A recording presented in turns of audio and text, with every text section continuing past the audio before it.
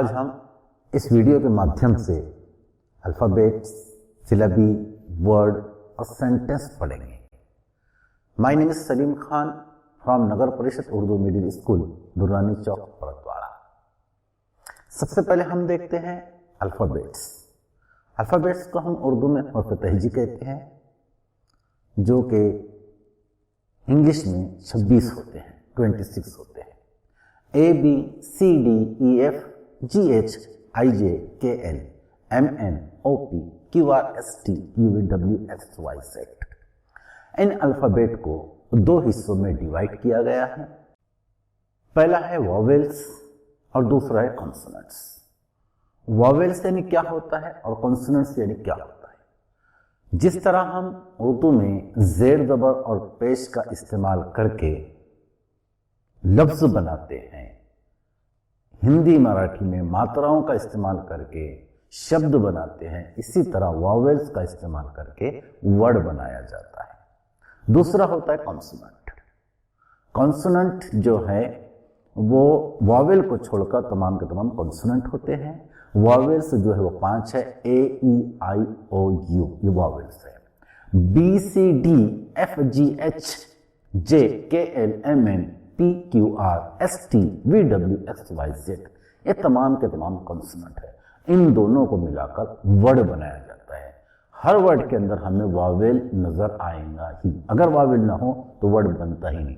जिस तरह से जेर ज़बर पेश लगाए बगैर शब्द नहीं बनता, लफ्ज नहीं बनता, मात्राएं लगाए बगैर लफ्ज नहीं बनता, शब्द नहीं बनता, इसी तरह विदाउट वॉवेल के हम वर्ड नहीं बना सकते हैं। जिस तरह उर्दू में जेर ज़बर और पेश हैं, इसी तरह हिंदी में मात्राएं हैं। आइए हम इन्हें कुछ एग्जाम्पल की तरह समझते हैं। जैसे हम उर्दू में चाचा लिखते हैं तो चे अलिफ ज़बर चा, चे अलिफ ज़बर चा, और हिंदी में चा में आ की मात्रा और चा में आ की मात्रा, जिसे हम काना कहते हैं, तो चाचा हो गया। इसी तरह इंग्लिश में हम यहाँ पर ज़बर के लिए, आ के लिए ए का इस्तेमाल करेंगे, CHA चा, CHA चा, चाचा। दूसरा वर्ड देखते हैं चाची, जिसमें पहले में ज़बर है और दूसरे में फिर जेर है। तो ज़बर के लिए हम ए का इस्तेमाल करते हैं और जेर के लिए, ई के लिए हम ई का इस्तेमाल करते हैं, CHA चा, CHIG चाची। इसी तरह अगर हिंदी में लिखेंगे तो चा में आ की मात्रा चा, चा में बड़ी की मात्रा ची, चाची। अब हम देखते हैं तीसरी एग्जाम्पल मामू।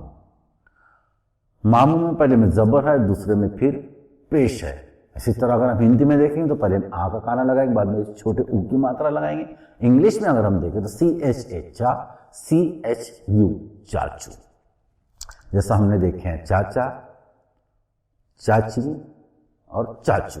बगैर वावेल के लफ्ज नहीं बनता है। वावेल और कॉन्सोनेंट दोनों से मिलकर ही लफ्ज बनता है। वर्ड। अब लफ्ज जो है इसे इंग्लिश में वर्ड कहते हैं। सबसे पहले हम इसकी तारीफ देखेंगे। हर्फों के मजमूए को लफ्ज कहते हैं, बशर्त ये के मतलब निकलना चाहिए, बशर्त ये के मफहूम निकलना चाहिए। यानी हर्फ जो होते हैं जिसे हम सिलबी कहते हैं, तो जिस तरह से ABCD ये सिलबी कहलाते हैं। उर्दू में हम इन्हें हर्फ कहते हैं, अलीफ, बे, जीम, दाल ये हर्फ हैं। इनका मजमुआ जो होता है इससे वर्ड बनता है। लेकिन वर्ड ऐसा होना चाहिए, लफ्ज ऐसा होना चाहिए जिसका कुछ मतलब निकले। अब हम कुछ एग्जाम्पल देखते हैं, जैसा अलीफ, जीम, ये, दाल, वाव। अब इनको एक ग्रुप करके हम एक लफ्ज बनाएंगे। अगर हम इनका ग्रुप इस तरह से करें कि पहले अलीफ, जीम, ये, दाल, वाव, तो अजीब हो, ये कोई लफ्ज नहीं बनता है। अगर हम इसे तरतीब से इस तरह लिखे, जीम, अलीफ, वाव, ये, दाल, ये बन गया जावेद, यानी इसका कोई मफहूम निकलता है तो ये लफ्ज कहलाएगा। दूसरी एग्जाम्पल हम देखते हैं, अलीफ, सीन, काफ, दाल, लाम। अगर हम इसका बेतरतीब से लिखें तो ये काफ, वाव, लाम, अलिफ, सीन, कोलास, इसका कोई मतलब नहीं निकलता है। अगर हम इसे तरतीब से अगर हम लिखेंगे जिसका कोई मफहूम निकले तो बनेगा स्कूल, अलिफ, सीन, काफ, वाव, लाम, स्कूल।